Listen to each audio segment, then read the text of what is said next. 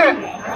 এ ধরনের কোন অনাকাঙ্ক্ষিত ঘটনায় আমাদের ঢাকা বিশ্ববিদ্যালয়ে একজন শিক্ষার্থী যেন আক্রান্ত যেন না হয়, কোন চিন্তার ঘটনা যেন না ঘটে, এবং পুরোপুরি আমাদের ভাই বোনদেরকে নিরাপত্তার চাদরের বেষ্টন নিশ্চিত করতে হবে, সেই দাবি জানাচ্ছেন আমাদের জাতীয় ছাত্রদল। সেই সাথে আমরা বলতে চাই, ছাত্রদল প্রশাসনের উপর সেই শুরু থেকে শতভাগ আস্থা রেখে তাদের পদক্ষেপ অনুযায়ী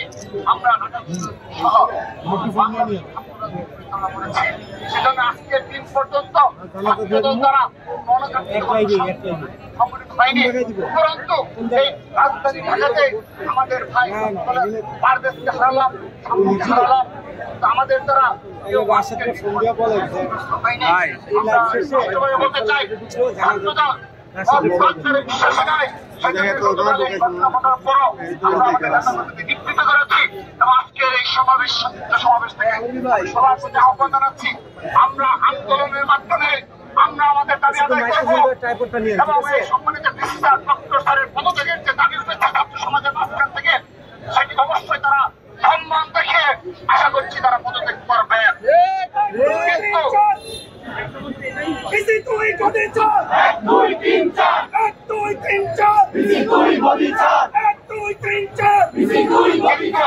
আমরা আমাদের দাবির পক্ষে রাজপথে থাকবো, ঢাকা বিশ্ববিদ্যালয় ক্যাম্পাসে আমাদের আন্দোলন চলমান থাকবে, কিন্তু ছাত্রদল স্পষ্টভাবে বলছে কোনোভাবেই আমাদের কোন শিক্ষক, সম্মানিত বিচার এবং প্রক্টর সামান্যভাবে অপদস্থ কিংবা অসম্মানিত হয় সেরকম পুরো কর্মকাণ্ড ছাত্রদল উৎসাহিত করে না, এবং আমরা তাদেরকে প্রশ্রয় দিচ্ছি না,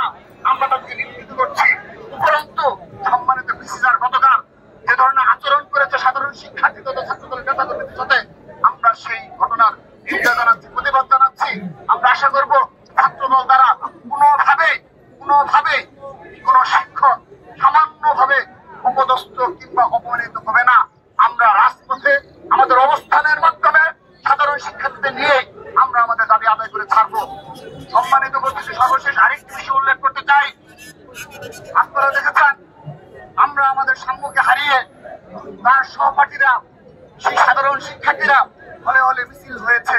এবং আমরা সত্যিকার অর্থে ছাত্রদলের আপামত যারা নেতাকর্মী রয়েছে, স্বাভাবিকভাবে এই অবস্থায়ও এই 15.5 বছর লড়াই সংগ্রাম করার পরও যদি এই সময়ে আমরা আমাদের ভাইদের হারাই, কি ধরনের হৃদয়ের রক্তহরণ হয় সেটি আমার মনে হয় সাধারণ শিক্ষার্থীরা বুঝতে পারে। কিন্তু এখনো এই দেশে একটি গোষ্ঠী রয়েছে, নিষিদ্ধ সংগঠন রয়েছে, গুপ্ত সংগঠন রয়েছে, যারা এই ঘটনাকে কেন্দ্র করে বিভিন্ন সোশ্যাল মিডিয়ায় এখনো প্রপাগান্ডা অব্যাহত রেখেছে। আমরা নিন্দা জানানোর ভাষা নেই, এরা হলো 71-এর পরাজিত শক্তি, যাদের কোনো লজ্জার শরম নেই, এবং যারা যে কোনো বিষয়ে